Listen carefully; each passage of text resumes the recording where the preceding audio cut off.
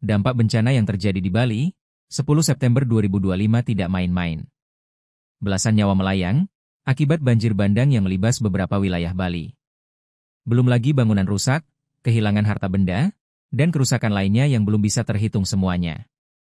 Imade Rentin, Kepala Dinas Kehutanan dan Lingkungan Hidup Provinsi Bali, menjelaskan setidaknya ada 145 titik banjir dan terparah di Kota Denpasar, khususnya di Pasar Badung Kumbasari.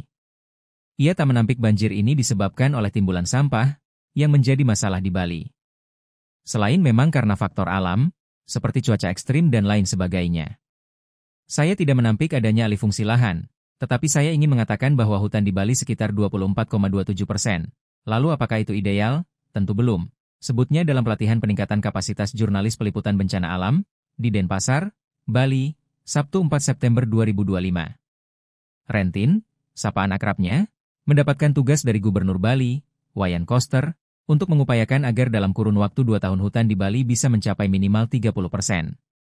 Tentu tugas yang tidak mudah, kata dia, tetapi sekaligus tugas mulai dalam membantu Bali mendapatkan kembali paru-parunya untuk bernafas.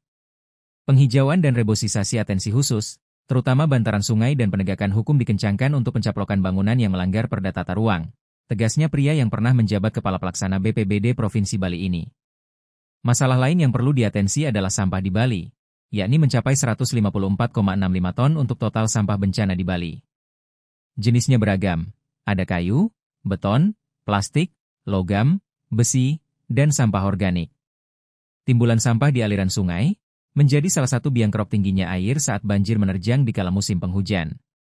Rentin mengatakan, masalah sampah adalah masalah serius. Jenis sampah di Bali didominasi sampah organik 60%. Makanya diharapkan sampah organik ini bisa selesai di rumah tangga, maksudnya dengan pembuatan teba modern. Awalnya ada rencana 4.700 teba modern sebelum 10 November 2025, tetapi karena ada banjir ini ditunda dulu, utamakan penanganan bencana, katanya. Rentin paparkan, seiring peraturan Gubernur, Pergub, Bali 47/2019 soal pengelolaan sampah berbasis sumber, idealnya masalah bisa tuntas di rumah tangga dan tingkat desa. Sehingga, seluruh sampah organik tidak ada keluar rumah. Sebab, bisa diatasi dengan teba modern, lubang kedalaman 1,5 sampai 2 meter, khusus menampung sampah organik di halaman menjadi pupuk untuk menyuburkan, paparnya.